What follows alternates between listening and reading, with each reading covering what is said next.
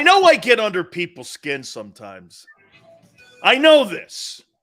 I think it's just the way I talk to people, man. I don't know, because truth, justice, and the National Football Show way of thinking when it comes to pro ball. Good afternoon. Welcome aboard. Please hit the like button. Before I get going, though, this is aimed at Micah Parsons, and I hope you're watching, Micah. You know, he and I got into an exchange on Twitter at Dan Sileo Show. And I said, wasn't really talking to him. Hey, dude, note to sports broadcasters. Micah Parsons is not Lawrence Taylor. He is not. And he got his panties in a bind because you know why? He got his ass kicked when he was directly playing against Lane Johnson. He wanted no part of Lane. Lane was killing that guy. Watch it. Rewatch the game again. Then I said, look, well, Lane did kill you. Then you started picking on Jack Driscoll. I mean, quite frankly, there's a reason that there's a first team and a second team, Micah. Bro, don't get your panties in a bind. You're a fine ball player. But you guys got your ass kicked, and we kind of laid out that game plan on Friday. So once again, welcome aboard. Eagles get it done, 26-17. I'm going to give you my takeaways here in a second. I thought the environment was spectacular. And remember what I said to you on Friday. I can't see the Cowboys scoring more than 20 points. I can't even see them scoring 20 points. And they got to 17. Dude, Cooper Rush is Cooper Rush for a reason. The Giants may actually be better than the Cowboys. They may actually be better, okay? And I just didn't see the offense. To me, that was a defensive football game, and I want to get into the takeaways now. We'll get to the team stats, which were clear. There's a few stats that kind of stick out on why the Eagles won this ball game. And hey, quite frankly, I thought that they pretty much controlled the game, and they played low percentage turnover football like we said they had to. The biggest third down play that the Eagle offense has is Jalen Hurts outside the pocket. Remember I told you? He is elite outside the pocket. He's not elite in the pocket. But that's okay. You're 6-0 going into the bye. Not much more to be said here. The Eagle defense really was the catalyst in this ball game on Sunday night. I thought they really did a fine job at bottling it up. Cowboys were able to run the ball somewhat effectively. I thought that Ezekiel Elliott may have played one of his better games that I've seen him play over the last couple months. But the Eagle defense, I thought, really played well. And what was the most important thing we said? Make Cooper Rush beat you. He can't. Okay? Make Cooper Rush beat you. He cannot beat you. He can't. There's no way on the planet that guy's going to beat a 5-0 at the time Philadelphia Eagle football team. There was no way they were going to beat the Eagles with Cooper Rush. And they put the ball in his hands. And they made him have to try to win the game. Okay? You can make all the excuses you want. End of the day, they stepped up. The defense did a nice job. And the offense did exactly what they're schooled to do. Run you over. What did I say too? Run the ball right at Micah Parsons. It's kind of what they did. I thought they wore his ass out. I'm going to say something funny. You know what Xander said? Xander said that Jalen may have played his worst game of the season so far when it comes to throwing the ball. But he did say this, which is the most important thing. He knows how to win games. I'm going to say this to you. I thought he was masterful. And you're going to go, Sills, 155? He didn't need to throw for 355. They didn't need to. Remember what I said? Run the clock down on Dallas and run them off the field. Cooper Rush is going to turn the ball over if he has to throw the ball. And he did. They played right into the hands of the coaching staff of the Eagles. Personally, I think both offense and defensively, The people who should be taking bows today is the coaching staff. They laid the mousetrap for them. Dallas fell right into it, and no doubt, Rush couldn't beat them. And without a doubt, one of the most important things, they ran the ball right down their throat. The last drive was awesome because they ran the clock and they had field position. So those RPOs, I'll tell you one thing that they're doing too. The RPOs that they're running, now look, it's not a professional passing attack. The Philadelphia Eagles do not have a pro passing attack. But they're 6-0. Who cares? Who cares? Like when you watch Josh Allen play, that's a whole different story when you're talking about NFL passing games. But they've mastered it. ONSYN, A+ win, but this team has to play better. They play to what is needed. They play to what is needed. They didn't need to be a high-passing attack football team against Dallas. Dallas was not going to beat that football team. Okay? You're not beating the Eagles with Cooper Rush. Dak Prescott, okay? Dak Prescott has to be put back in the offense. Steve says, I hate Gannon playing soft in the second half. Steve, he's afraid of plus 25 plays. There's no doubt. We'll get into all of that here. Okay? GT says Hurts is 6-0. Actually, Hurts has won 11 of the last 12 ball games. If you want to put that in context and proper perspective, he's won 11 of the last 12 regular season ball games.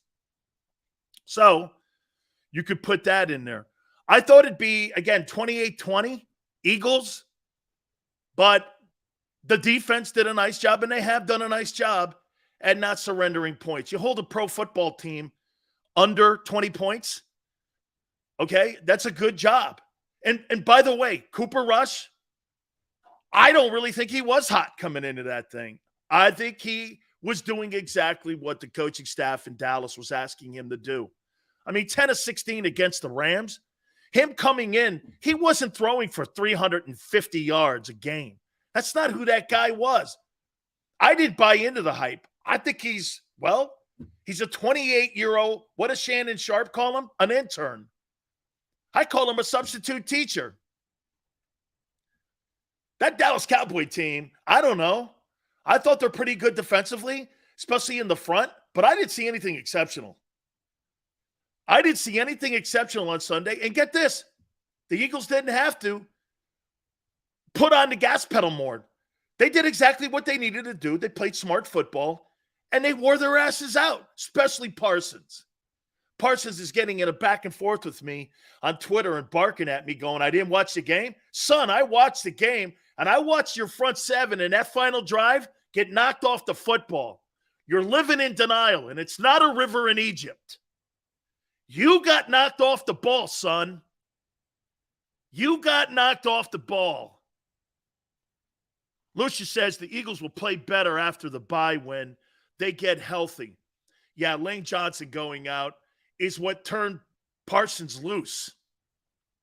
Going against Jack Driscoll. Jack did as good a job as he could. Hey, I give him high marks for going against one of the best defenders in the National Football League. They still won the ball game. Okay? They still won the ball game. We're going to get to the stats here in a second. Yeah, man. I mean, look, I think Micah Parsons looked average because you know why? They did the most important thing you do to a pass rusher like him. Run at him. I did, man. 3 tackles, no sacks. Yeah, when he was on Lane, this guy had no stats.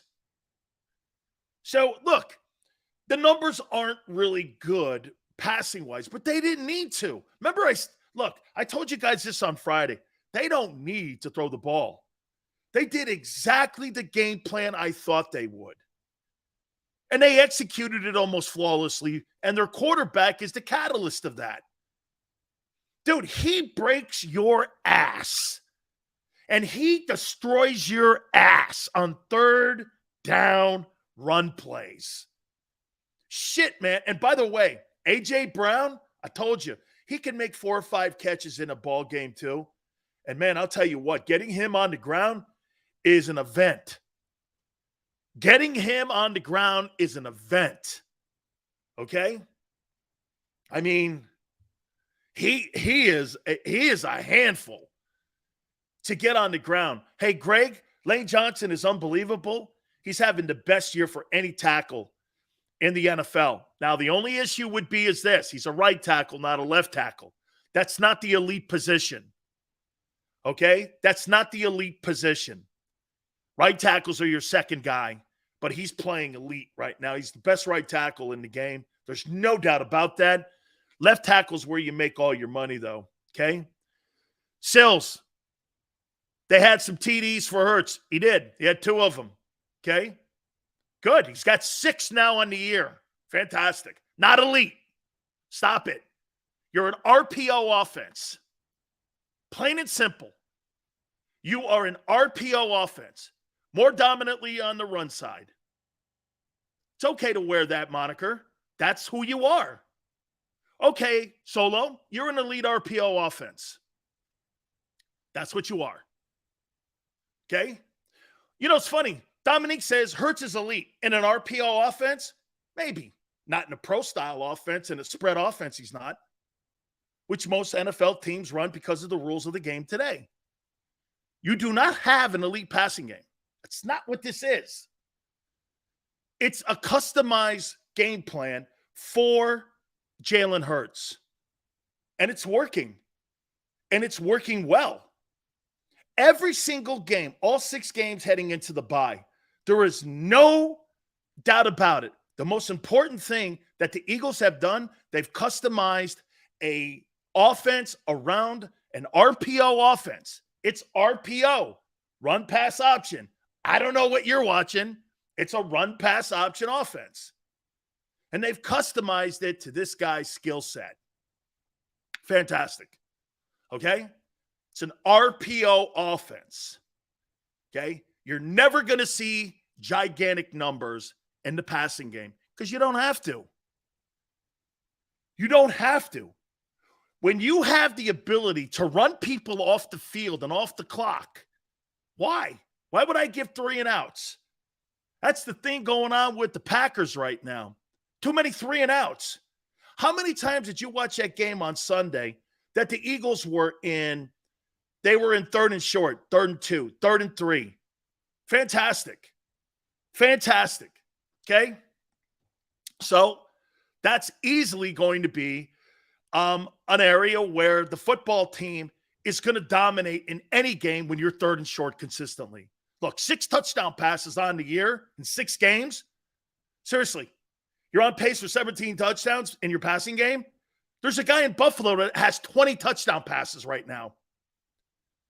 Okay? Let's put that in perspective. There's a guy in Buffalo who has 20 passing touchdowns. That's a spread offense. That's a guy who throws the ball around. That's a guy who goes into Kansas City and wins ball games. That is the best passer in the game. And it's not close to the numbers. Here's where the game was won.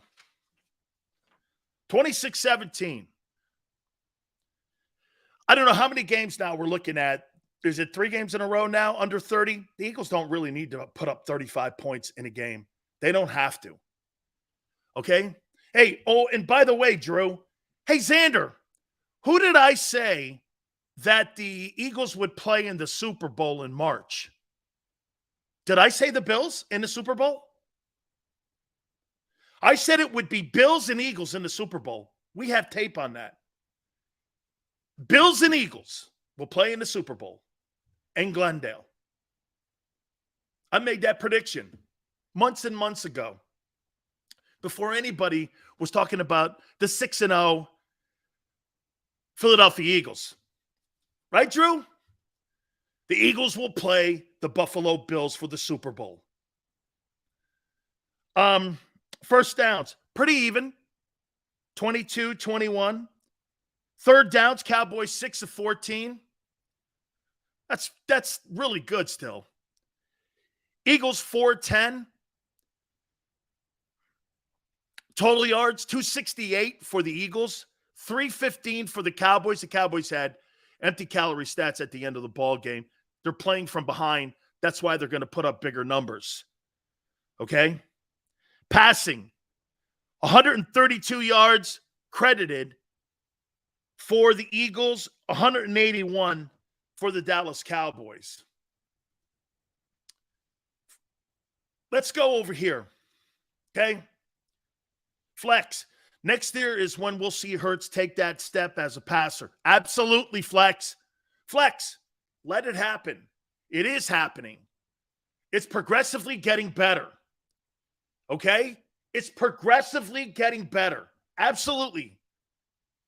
The thing that's going to make Jalen a better passer is the way he thinks himself around a football field. He's not an elite passer right now, but he's going to get there. And it's only 6 weeks in to a season where he's getting better and better and better at thinking his way around a football field. There is no doubt about it. Okay? Okay? Every Monday bad for Sills? Let me see. I don't see where it's bad. Thank you. Rushing, 136 for the Eagles, 134 for the Cowboys. Penalties. Once again, the Dallas Cowboys are the most undisciplined football team in the National Football League. 10 penalties, 72 yards. They are the dumbest team on the planet. And do me a favor, stop blaming Mike McCarthy for that. Mike McCarthy has nothing to do with dumbass people. Nothing. Those are the people you bring into your team. You can't make critical mistakes at critical times. The Cowboys are notorious for doing this. Okay? Notorious for being dumbass football thinkers in critical situations. You're in a game that will determine the lead in the NFC East, and you come up with 10 penalties for 72 yards, and most of those penalties were stupid as you can get. Eagles, 2 penalties for 10 yards. Spectacular. Here's the other number that won the game. Turnovers. Eagles 0. Cowboys 3. Night. See you later. Cooper Rush? Yes. 3 turnovers. Game. You can't have 3 turnovers versus a football team that could run you off the field and plays disciplined football. Look at the difference right there in those stats alone. Penalties. Cowboys 10 for 72. Eagles 2 penalties for 10 yards. And then the most important one, 3 turnovers. They're disciplined. The Eagles are disciplined, and they went into this football team and in this football game and played that way. They were absolutely smart when they went into that, and they played to the Cowboys' weakness. You know what that was? Remember this on Friday? I don't really think that the Cowboy front 7 is that great at stopping the run. And that turned out to be a factor. And on third down, they could not control Jalen Hurts outside the pocket. They could not control him on that. So Jalen thought himself around that football field. Okay? He thought himself around it. Now remember something. This football team is an RPO-centric team. They're not going to beat you throwing for 375 yards. That's not who they are. I actually, in a way, would rather be what the Eagles are doing. I'll tell you why. Because it sets a tone. It's a fist fight. When you fight a team like the Kansas City Chiefs, that's not a power team. That's a finesse team. When you fight the Eagles, you're in a fist fight. You're in a fist fight. You've got to put your mouthpiece in and make sure your chin strap's buckled. Because if you don't, you're going to get knocked on your back. They set a tone. Of all the teams in the league, it could be the toughest team to have to game plan against, because that football team is going to punch you in the face like they're Mike Tyson. Said it also on Friday. If you're Mike Tyson, why would I jab you? I'm going to throw haymakers. This is who I am. This is what I do. This is what I do. This is who I am. Okay? Again, That's who they are. You said he couldn't throw for TDs. He's got 6. Don't go crazy, my friend, because he has 2 in a game. He's got 6 on the season. It's one of the worst passing offenses in the league with your measly 6 touchdown passes. Why are you concentrating on that? Concentrate more on the 6-0. He's got 6 touchdown passes. Relax. 6 TD passes in 6 games. I mean, it's at the bottom of the league. Don't go crazy. They're 6-0. They're an RPO offense. That's exactly who they are. Okay? Nobody more. Nobody more. 6 passing touchdowns is not elite in this league. I don't care what you say. He had a 104 rating. Okay. Phenomenal. Great. 25 attempts, 155 yards. Again, they didn't need to do more. I'm not upset with the passing numbers. Not. They didn't need to go nuts. Okay, we're going to get on the defensive side, fly here in a second here. Okay. Hurts, 15 completions. 25 attempts, 155, 2 touchdowns. Cooper Rush, 18 of 38, 181, 1 touchdown and 3 picks. Zeke, 13 carries, 81, 6.2 yards a carry. They started picking it up a little bit, especially in the second half when it came to running the ball, especially when they got the ball coming out of halftime. Miles had 18 carries for 71 yards and a touchdown, 3.9. Probably one of his lowest yards per carry game of the year so far. Look, Eagles did exactly what they needed to do. They put the ball in the hands of Cooper Rush and said, go beat us, and they couldn't do it. They couldn't do it. And in the process, they set the tone. You know, some would go like this. Sills, what do you make of Hurts' numbers after this game against Dallas? I'm going to flat out go this way with you.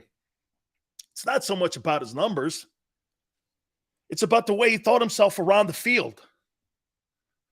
It's about the way that the team needed a particular play, whether it was running on third down, whether it was breaking down the edges on the Cowboys, whether it was running at them.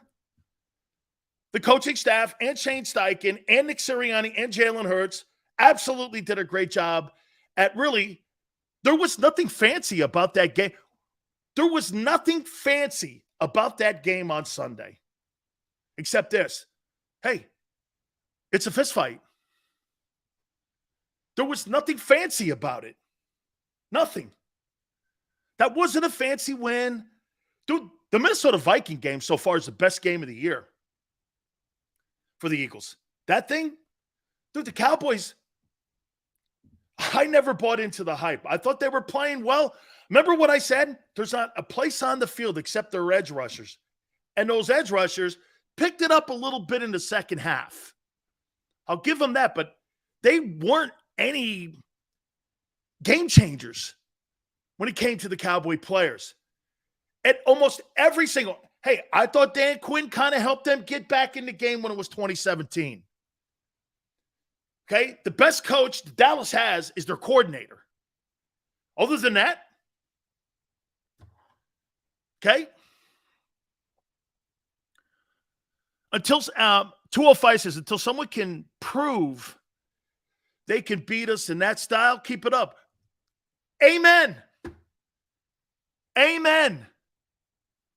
There's no reason to have a Josh Allen offense, and the Eagles don't. They don't need it. They're beating you up, okay? There's nothing finesse about that team. Nothing. Nothing finesse. Media always builds the Cowboys up. Yeah, made for really a letdown on the Cowboys side because you walked away from that game going, they need Dak in that starting lineup. And it was on display. When the Eagles said, beat us, they couldn't. Steve says, Sills, we have a problem with our defense. We have no pass rush in the second half, and I'm concerned about our defense. Do you worry about the Eagles' defense? I thought the Eagle defense did a great job in this ball game. They made that guy have to throw the ball. They made Mike They made all the guys' decisions, and they had to make Cooper Rush beat them, and they couldn't do it, and they did it. Now, the run game a little bit picked up for the Cowboys in the second half coming out of halftime. Okay, Zeke was running with authority a little bit, but Zeke's a good ball player. They get paid too, you know? If Dak played, we would have won too. Absolutely, Nick. I'm not saying that Dak Prescott would have beat the Eagles on Sunday night. That's not at all what I'm saying. I'm saying he gives them a better chance to win. That's all. I'm saying he gives them a better chance. I do not. Yeah, that's a good point too. I do not believe that. I just want you to understand this. I'm going to underline this. I do not believe in any shape or form that Dak Prescott would have beat the Eagles on Sunday night. Absolutely not. But he would have given them a better chance. Would have given them a better chance. Only reason they did run on us is they were down 20-3 and the Eagles were looking to make them throw it. Well, okay. Zeke did have 6.2 yards of carry in the ball game. They double-teamed Jordan Davis, which opened up the run. Well, someone else has got to make plays. You got two guys in there making $30 million combined. You got to have people in there making plays. By the way, did Hassan Reddick get off the bus? Yeah, he got off the bus. Not gigantic, but he made some pressures in there. Parsons got off the bus a little bit. It was okay. Okay, not like the previous two games, but he got off the bus. He showed up. I saw him with some pressures in the ball game. Okay. I saw some missed tackles. I think TJ had a better ball game. Kaiser made some big plays. Bradbury was really good. CJ was really good. Okay? CJ was really good in that ball game. He has been, and every time I watch CJ play, he's getting better and better and better and better. As more he's understanding what they're asking him to do, CJ is getting better. He is a huge asset back there because you can put him in the slot as a safety. You could put him at corner if you have any kind of injuries. This guy here is very versatile. How the Saints let that guy roll out of the building, I'm really shocking. That guy can play, man. He's a good football player. He is a really good football player. And that secondary right now for the Eagles has been upgraded more than the front seven. I thought the front seven of the Eagle defense was going to be better, and I thought they were going to be the strength of the defense. It's not. It's the secondary. But in today's NFL, that's what you want. You got to be able to pressure the quarterback, and you got to have cover corners because most teams throw the ball 38 times a game. Okay? They throw the ball 38 times a game. Dan, are we the most physical team now? You said Niners at the beginning. Absolutely, Zach. The Eagles are the most dominant team and most physical team in the league like you were in 17. And I'm going to say it again to you guys, and I'm going to put this out there, and I'm going to put this out there for a receipt for you guys to remember.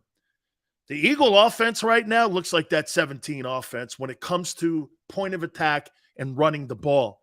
You don't have the passing game that you had in 17. But what you do have is you're more dominant at the line of scrimmage, I think, than what that team was. Okay? And the quarterback changes the dynamic. Hurts was nothing like and playing nothing like the MVP Wentz or even Foles when Foles took over. Okay? There's no similarities. This is completely different. It's okay. You're 6-0. Don't fret about it. Like someone said, until somebody stops it, that's when you have to worry about it. Till then, nobody has shown a propensity to stop it yet. The passing game needs to improve. Feast with Pete. You know what? Here's the deal, though. They didn't have to throw the football in that game against the Cowboys. Why? Why have a high percentage turnover play on 3rd down and 7 when you can run the ball with Hurts outside the pocket? I wouldn't. They had no – the point in that game was this. The turnovers, the 3 turnovers in the game destroyed the Cowboys' opportunities, in my opinion, at having any chance of coming back in that football game. Okay? Barrett Brooks, I was listening to Barrett on Sports Take. He's right.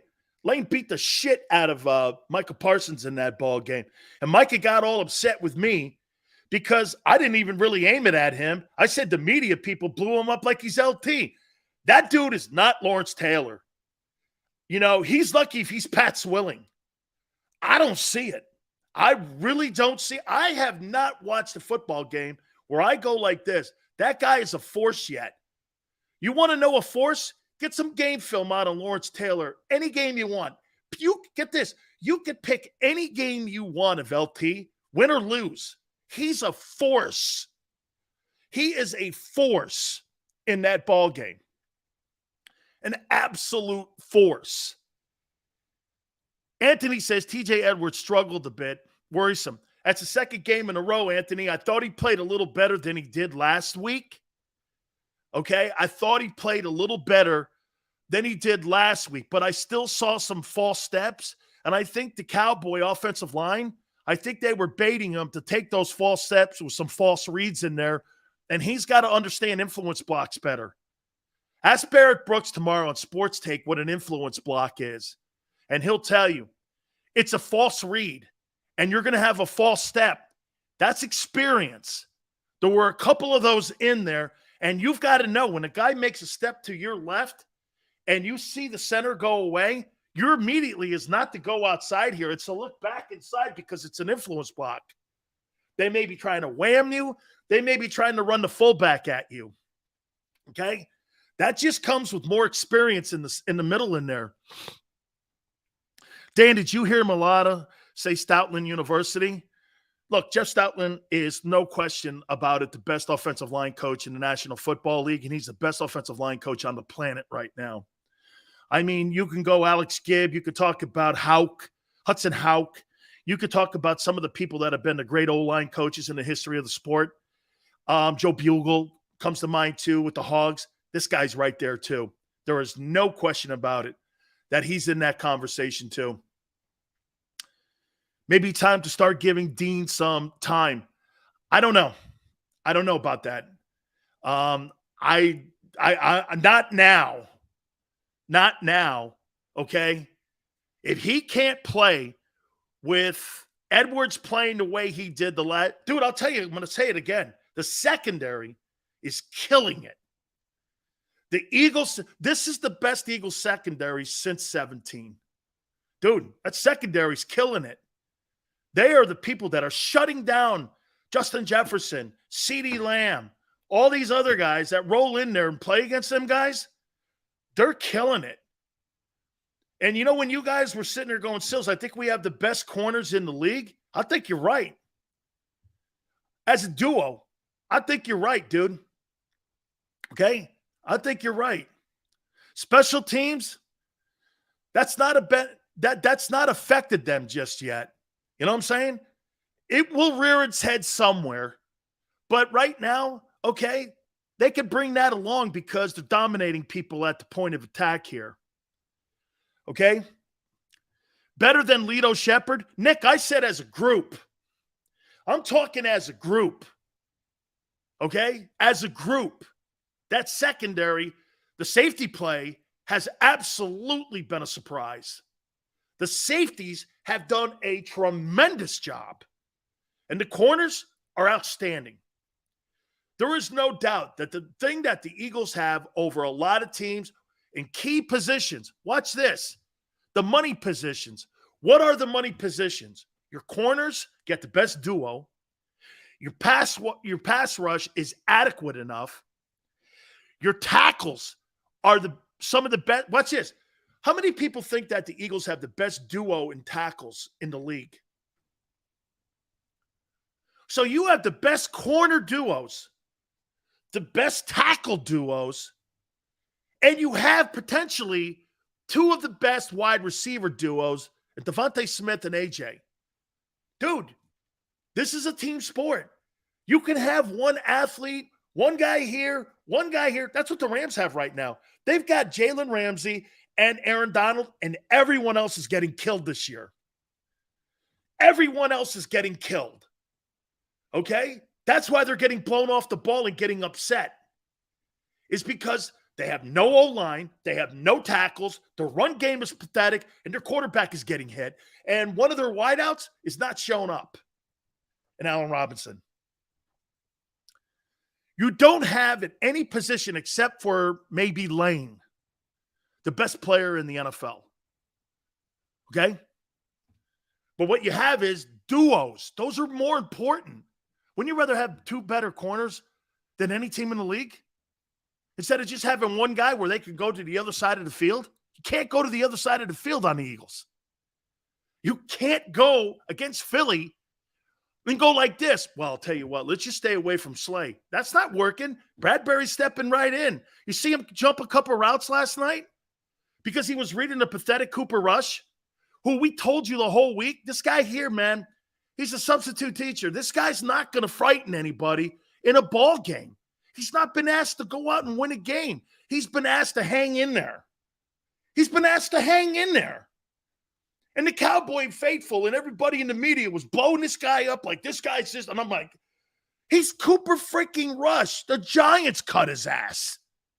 You think if the Giants thought he was a good ball player, they would have kept him? They cut him. He's 28. He's a substitute teacher. By the way, that is not a shot at Philly. They can't help who they put in there. You'll never hear me go like this. Well, Jalen beat us. No, they beat the Cowboys on Sunday night, and they beat them handily, I thought. That you're not hearing me say that at all. Well, he beat it back. That ain't on the Eagles. Because you're not healthy? How's that on them?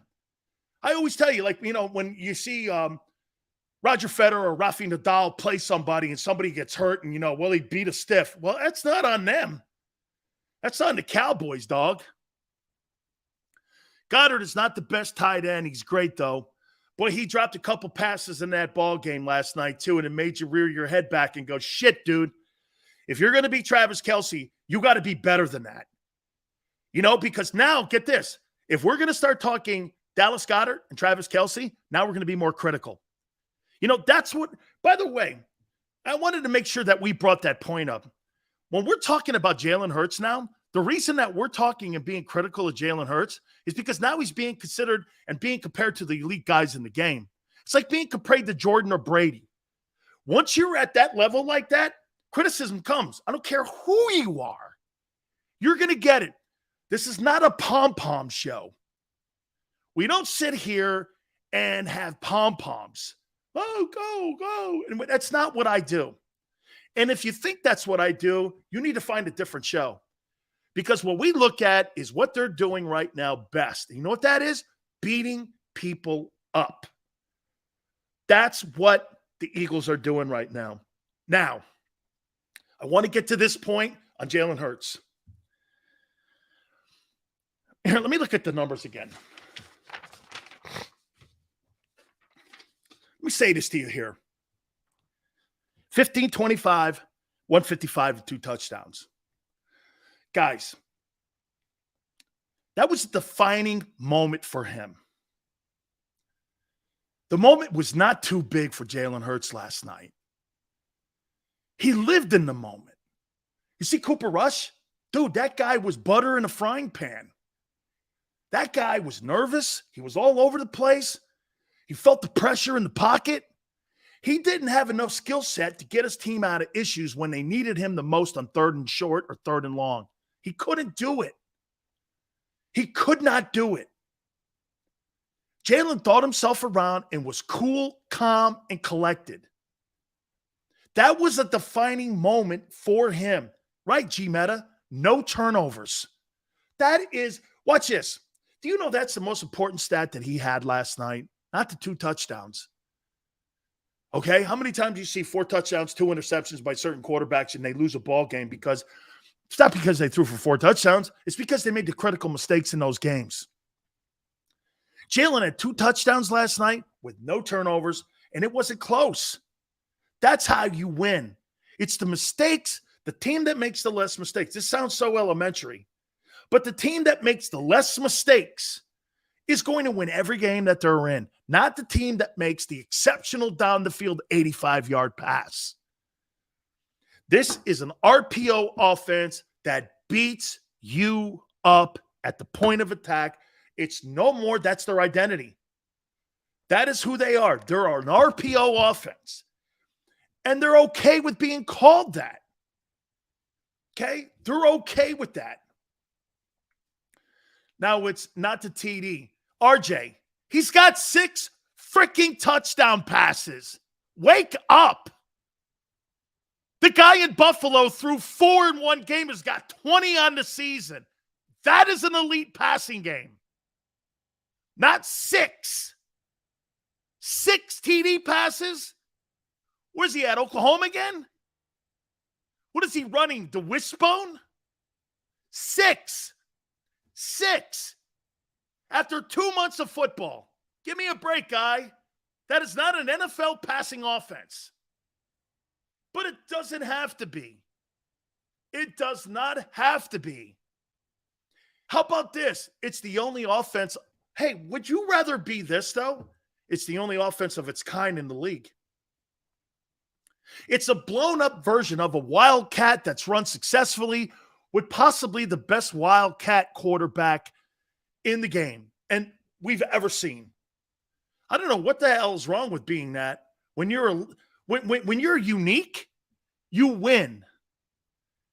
That offense is unique. They beat you with running the ball. They're not beating you passing the ball. That's not what they are. There's no elite about the passing game in Philadelphia. It's not. I don't know how you look at it. I don't give a shit about, hey, you give me all this passer rating and all this other shit. When I bring it up about Kirk Cousins, you guys call it empty calories. Okay? The most important thing he is 6-0, not 6 touchdowns, and I know that. But don't tell me something that's not true. Okay? Jesus, criminy. Unbelievable. Again, they win ball games because they run the rock so effectively and because they're so dominant. And I'll tell you again, the defense, I thought, won that football game on Sunday. They did exactly what they needed. And again, I'm with D Gun on this. Jonathan Gannon, to me, I do not think is a good coordinator. I just do not believe he's a good offensive or defensive coordinator. I do not. Now, the players that they have brought in fit his system. Bro, anytime I hear a system defensive coordinator, I laugh at that. You build a system around the talent you have on the field. You don't plug and play. That's why you see teams come back on him in the second half. Because you know why? Those teams make adjustments. They go into halftime and they make adjustments on Gannon. And that's what Gannon. Tell me this is not the formula for Jonathan Gannon. He'll come out and have a really good game plan in the first half. Team makes adjustments. He goes back into that soft coverage, plays everything underneath. Teams fight back in the second half of games. And every team that the Eagles have played this year, from Detroit on, that's been the MO of every single team. Every single team that they have, that's what they do, right? That's because what he does is he's aggressive with you. He gets the lead. Then he pulls back. Teams find the zone and the holes in the zone, and they're able to come back, especially if they can run the ball a little bit like Dallas can. Not too hard to see. Okay? Not too hard to see. I mean, that's what he does. And then he plays everything underneath. Okay? Charles goes, we don't care. We're 6-0. Correct. Don't get yourself bent on labels. People get bent on labels. You should be bent on results more than labels. But see, that's a society thing. You don't like labels. Dude, I want to be in a conversation about results, not labels. Labels are dumb. Jesus criminy, man. You're winning ball games. Rashad Sills, if Hurts plays out the season like this, what's his next contract worth? Let's again, it's a good conversation because we're now in the bye. It's a good conversation, okay? Okay, what do you do now that you're in the bye at 6-0? By By the way, 11-12, he's won. 11-12. What do you do with Jalen Hurts now? The conversation, and again, it's hard to put a salary on him because he's not Josh Allen. He's not Mahomes. He's not Burrow or them dudes. He's never going to put up those kind of numbers like that for a full year. He's not. It's not who he is. However, you're winning 11-12 ball games. There's got to be some metric that you have that you think is going to be something that Jeffrey Lurie and Howie Roseman have to come to the table with and say, here's the metric. Because personally, it's hard to put a label on him and it's hard to put a price tag on him because he's not like the other NFL quarterbacks. There's got to be a value on him getting out on third down and being elite in open space. Same way there is for Lamar. He's not Deshaun Watson. He's not any of those kind of passers. It's not $20 million. Dude, $20 million? Clutch Sports would laugh at you. $50 million a year? No way. Not going there. I don't know. And by the way, style of play doesn't have a high ceiling when it comes to length of careers. You got to play that into. Hey, by the way, you think I'm going to be hard? You think Jeffrey Lurie and you think Howie Roseman, who likes to cut easy deals for hometown discounts, you think those guys are just going to give him an open checkbook and say, fill it in? Absolutely not. They are not going to give you an open checkbook and go fill it in. Especially with that shit they're watching in Arizona right now. They are not going to do that. That is not going to happen. Not going to happen. There's not going to be an open checkbook. Like I said, he's not going to throw for high volume touchdowns. Okay? Are you going to hold that against him? How are you going to go into negotiations with him with a guy who doesn't throw for a lot of touchdowns? Okay? It's not a prolific passing attack. Okay? You don't score a lot of points out of it. Get this. Isn't that crazy? He threw for 2 touchdowns and he's still at 6. I've never seen a team undefeated getting to a bye where your quarterback's throwing for 6 touchdowns. I've never seen, maybe in college or high school, but never in the pros. I've never seen anything like it. But you got to figure out dude, if you're Howie Roseman and you're Jeffrey Lurie, you got to start having that conversation internally with your management team. Okay? You got to start having that conversation. Hey, what's the guy worth at the end? What are we going to start talking about with extension at the end of the year here with this guy? Where are we going? Okay, what's going to be the price tag on that? Remember what we said? We get to the bye, we could have that conversation on what price it's going to be. By the way, I not only think that the price is going to be an issue, but I also think that the length of years is going to be an issue. And if I'm Jalen Hurts, listen, guys, don't do what Patrick Mahomes did and sign a 10-year contract. Market value is going to change constantly because the salary cap is going to go up and it's going to go up. It ain't going down.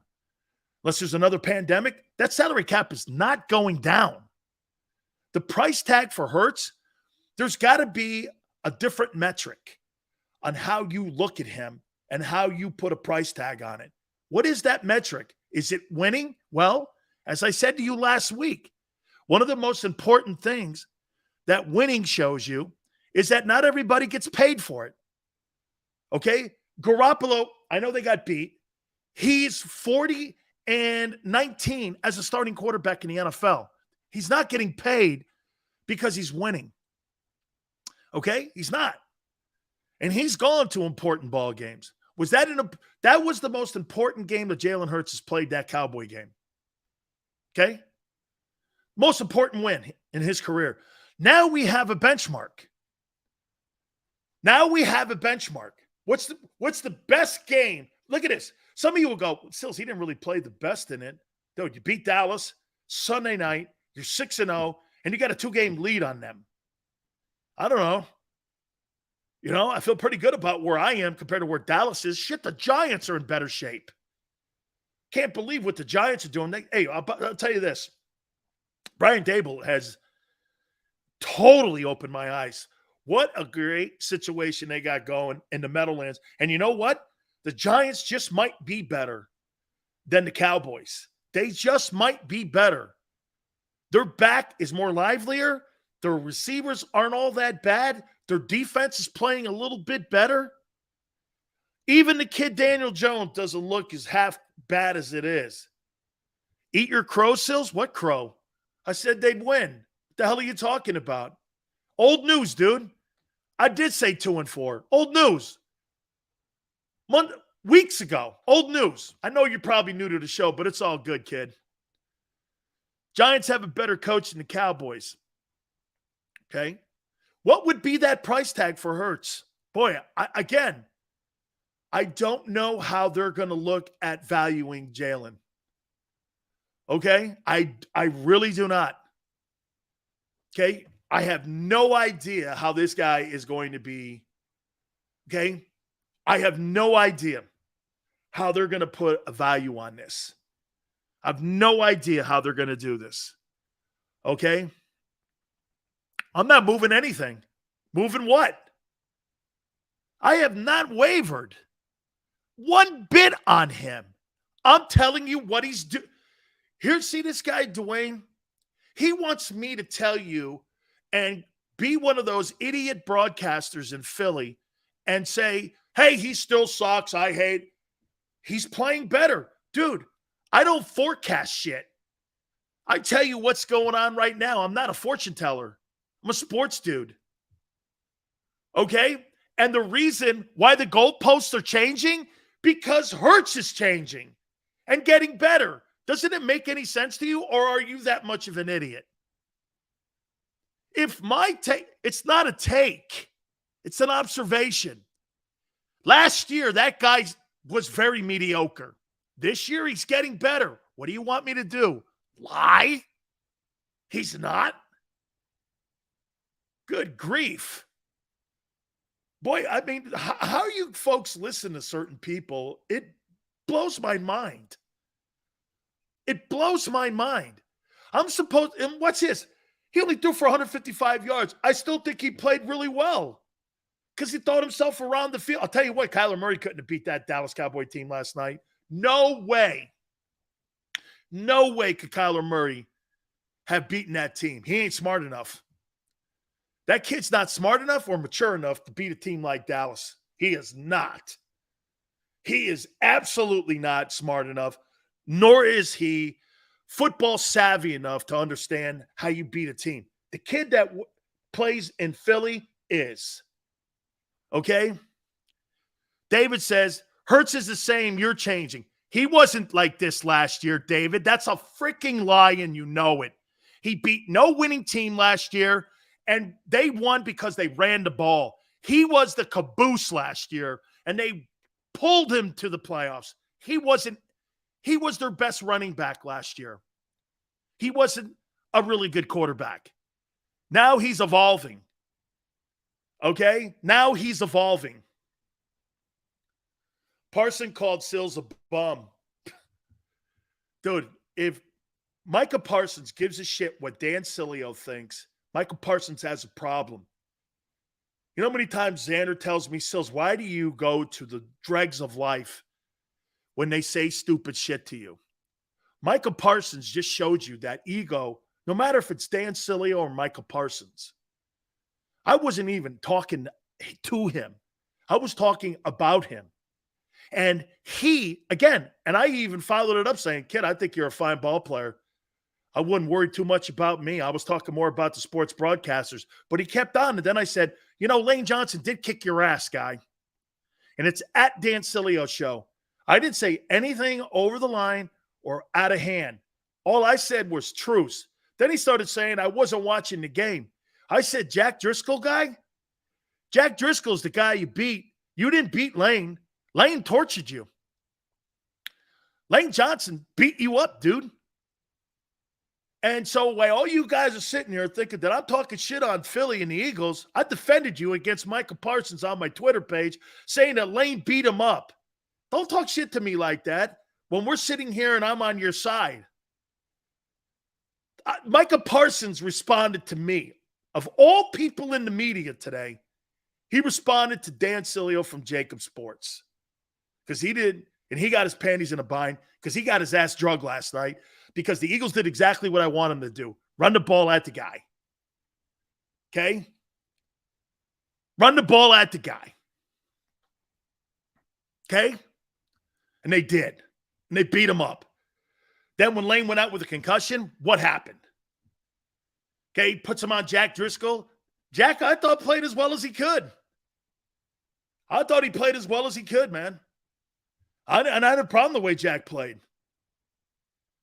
Okay? Maniac O'Sills, you taking a timeout yet? Why should I? It's a great victory last night. You beat the Cowboys, your nemesis. Now you're 2 games up in the East. Big Sills don't need rest. This is fun. You guys won a huge game last night because you know what you did too? You got rid of the ugly Cowboys.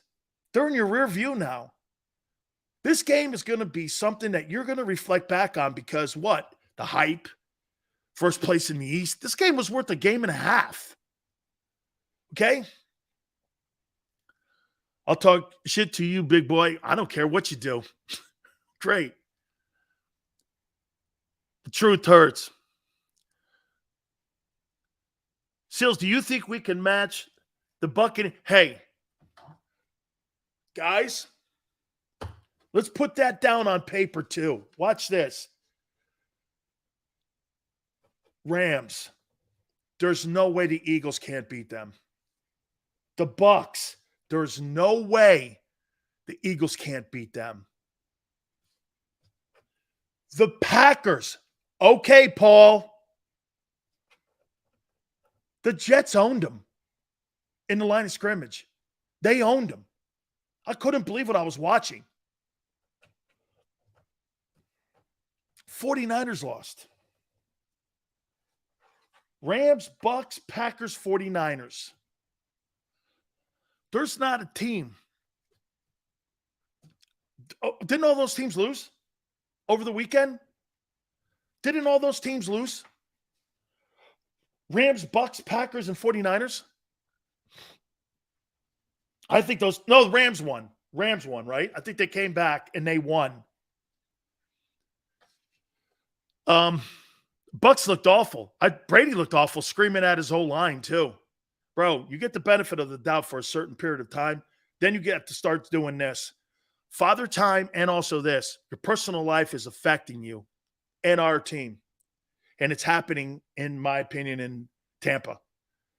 This is the worst year that I've seen Tom Brady play. It's the worst I've seen him play. Overthrows, lack of concentration, lack of focus. That's not Tom Brady. Tom Brady's playing poorly right now.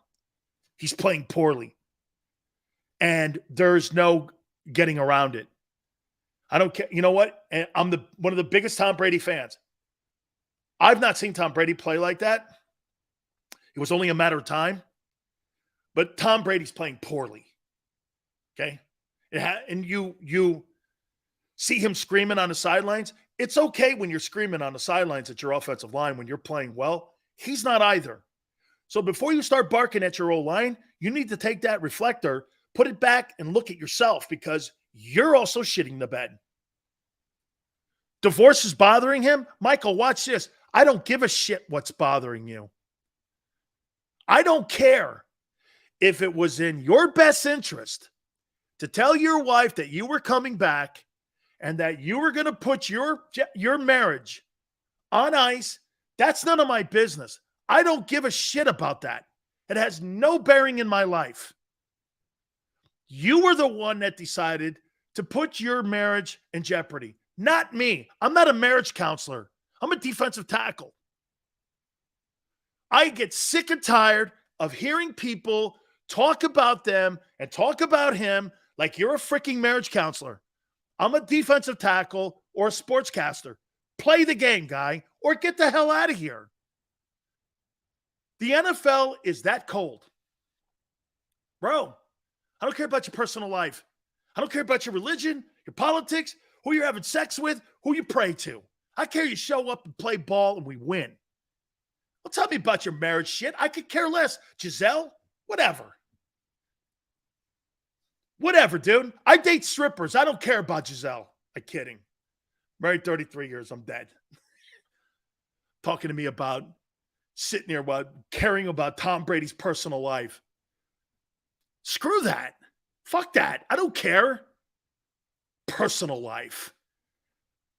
Success has no personal time.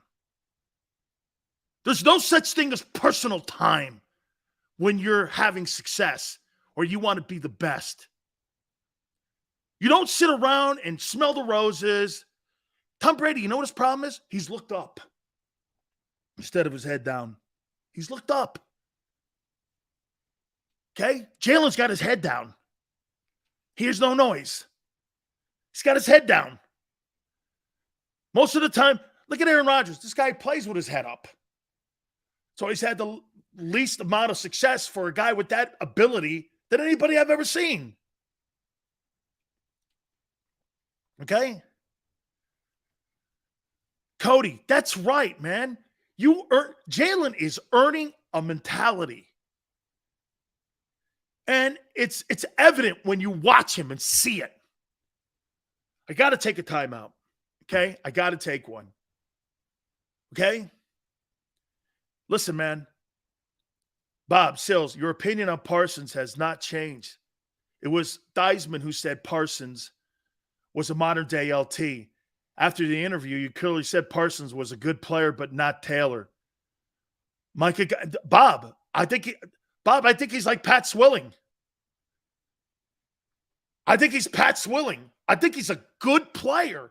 But that guy, because today's media and social media bullshit, they turned in this guy into Lawrence. Dude, Lawrence Taylor played great in losses.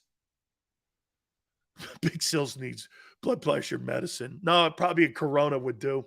Bottom of the hour, hour number 2, we're going to have our friend Gary Cobb from Fox 29 in Philadelphia join us. We'll get his take. Also, week 6 of the NFL, some massive, massive storylines. And I do want to get into the price tag for Jalen Hurts. We have to come up with a metric on what his value is worth. Everyone has a metric that you're gauged by and that puts your value. We're going to do that. Do me a favor also. Don't forget our good friends at Morgan & Morgan, where the fee is free. Means this, they don't get paid unless you do. So we say this to you, my friends. Understand this. If you've ever been hurt or injured on the job, Morgan & Morgan is there for you. They're the biggest law firm in the country, taking care of you and your family with the fair compensation. Over $13.5 billion that they have collected for their clients, they're going to be there to make sure your family is well protected with those 800 attorneys and offices in Philly, New York, and in Florida. No place like it. Call them at 800-512-1600.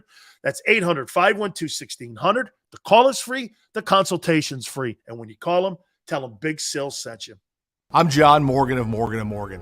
When you're hit from behind in a car crash, the insurance company may